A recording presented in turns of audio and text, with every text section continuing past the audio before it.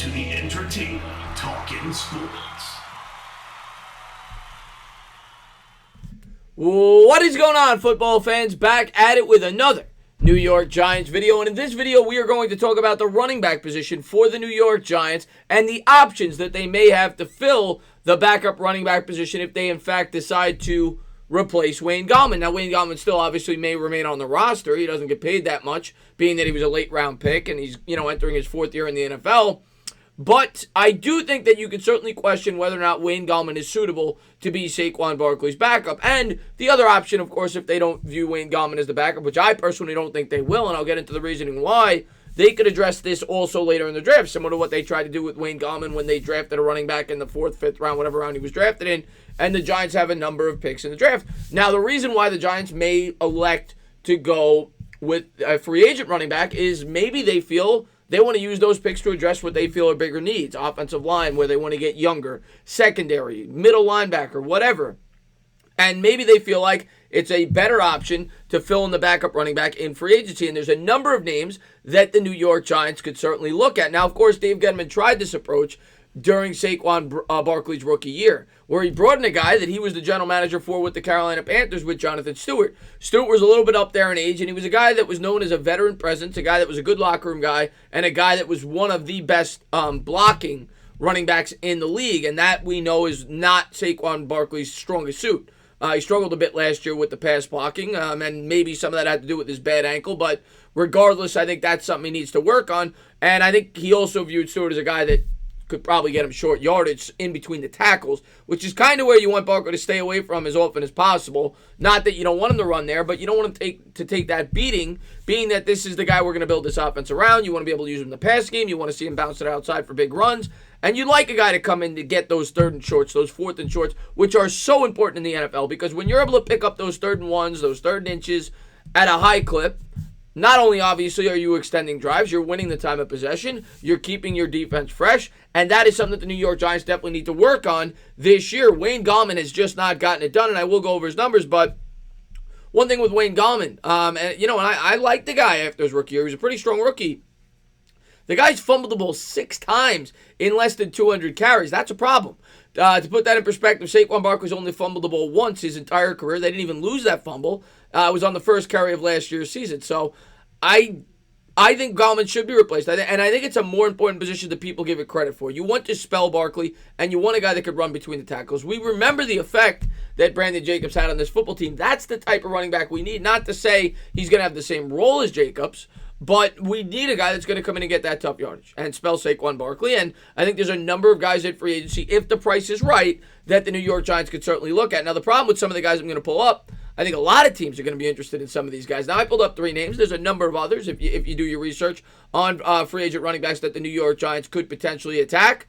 And I think the price range is probably going to be between $2.5 to $5 million a year, probably on a short-term contract, based on the age of each one of these individuals. Now, some of my subscribers have mentioned Derrick Henry. Derrick Henry is ridiculous. We're never going to bring in Derrick Henry. That's the type of running back we could certainly use, but you're not going to spend $15 million on a running back when you already have Saquon Barkley on your roster. So don't expect me to talk about Derrick Henry. I'm going to be talking about guys that could actually fill in as a backup for Saquon Barkley. But the other thing you have to ask yourself, are they willing to take that role? And some of these guys may not. They may want either an even split or they may want to start. But let's jump into some of the free agents and guys that I could see the New York Giants filling in as that backup if they don't move on from this guy. This, of course, is Wayne Gulman. I wanted to pull up his numbers. Wanted to go over what he's done since becoming a New York Giant. Of course, he was a Jerry Reese draft pick, not Dave Gettleman.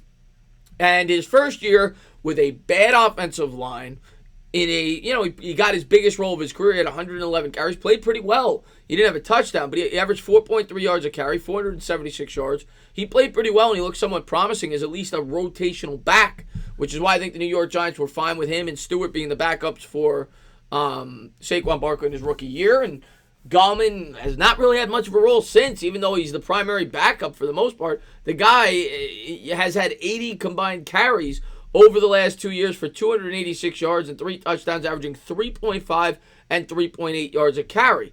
And the fumbling problems is the biggest issue for me. That you can't have your backup running back fumbling the football. And I think that you need a running back that's good in pass protection in terms of blocking, and that can get those short yardage. And Gulman, to me, has not displayed that enough since being a New York Giant. Now, can he get better? Absolutely. But I think some of these other guys may be better options. They're going to cost more, of course. Gulman's still on his rookie deal. You bring in this first guy, Jordan Howard, he's probably going to cost you 3, 4, maybe 5. I don't think he's going to cost you 5, though, because he got injured last year. Even though he played very well for the Philadelphia Eagles when he played in a limited capacity. Obviously, he was backing up Sanders, the rookie running back they drafted out of Penn State, or splitting carries, whatever it may be. And the question for Howard for me isn't, would he be a good fit with the New York Giants? I think he'd be a great fit. I think it's the exact type of running back we want. We want a plotting running back, a guy that's going to go in there, he's going to fight for the tough yards between the tackles, which is exactly what Howard is. He's not a guy that's going to catch passes. He's not that, but we don't need that. We don't want that. We want a tough running back. That's what Jordan Howard represents. But the question for me is, one, is he going to want a bigger role? And he very well may. The guy, we're going to pull up his numbers now, had a good year last year for the Philadelphia Eagles in the 10 games he played. Like I said, he suffered an injury, which is why you may get him on an even bigger discount. From what I read, the injury should not affect his play this year. But in 10 games, 119 carries, had 525 yards, 6 touchdowns, averaged 4.4 yards a carry. So he's pretty strong for the Eagles. Him and Miles Sanders there. Now, you look at his first 3 years. The first year he was great. You go to his third year with Nagy, did not play well. Under 1,000 yards. He averaged only, 3.7 yards a carry. They said it wasn't a good schematic fit. They then traded him to the Eagles. Now, maybe the Eagles retain him, maybe they don't. I think it's going to depend on the price. It's going to depend on, I suppose, if he can show that he's fully healthy. But if he does hit the open market, which by most accounts people think he will, I think he'll be a hot commodity for teams looking for either a platoon back or a backup running back. I think the Jets could be interested. I think there's a number of teams that could be interested. But I think the Giants should at least kick the tires and see if he'd be interested in playing for Big Blue if he's not looking for a bigger role, whether it be, I don't think he's going to get a starting job, but he could certainly probably get a platoon job where he splits carries, similar to what the plan was with another guy I'm about to talk about, Carlos Hyde, with the Browns, with him and Duke Johnson. I could see something like that. But if he doesn't have many good offers, maybe the Giants are a possible destination for Jordan Howard, and I think he makes a lot of sense. Next guy we're going to pull up is the guy I just talked about, Carlos Hyde. Carlos Hyde actually had a great year last year for Houston. Now, the problem for Carlos Hyde is he's up there in age. He's going to be 30 years old. I don't think he's going to get a big-time deal.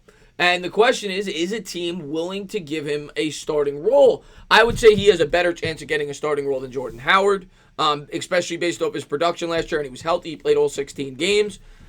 You look at the course of his career, he's been a pretty effective back. Last year was his best year. He almost had 1,100 yards, 6 touchdowns, 4.4 yards a carry. But like I said, because he's 30, I don't expect him to get a big-time contract. We'll see what Houston decides to do if they bring him back. But he is a free agent. He's a guy that will potentially hit the open market. And I think he's a guy that the New York Giants could take a look at if he was willing to take that role. My guess is he probably wouldn't. I think he's still a pretty effective back. And I think he'll get a team to at least give him the opportunity to be a split type running back. But that's another guy that you could potentially keep an eye on.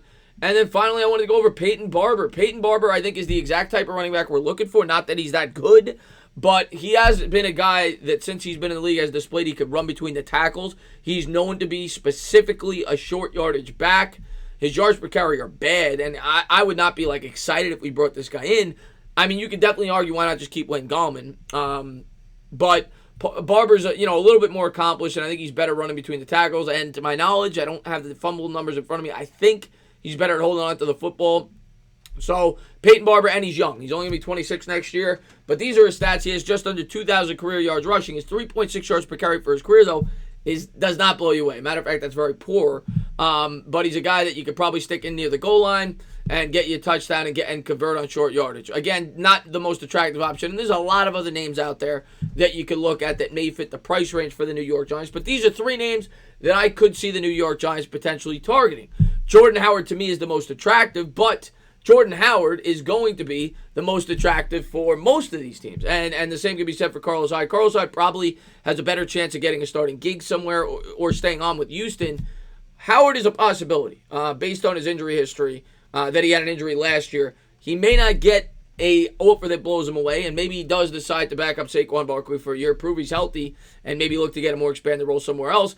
And that would be a perfect fit for the New York Giants. And if they're not going to be able to get a guy in free agency, these are the types of running backs that you want to try to find in the draft. Guys that are, the 5'10", 225 5'11", 6 foot, whatever it is, mashers. The guys that could run between the tackles, spell Saquon Barkley, help in pass protection. That's what we need. And I think this position specifically is being overlooked by a lot of fans. I think it's very important for the New York Giants to get an established backup running back that can do the things that Brandon Jacobs used to do for the New York Giants. And that's get those short yardage, those tough yards between the tackles. And we'll see what the New York Giants decide to do, whether they choose to address this need in free agency or the draft.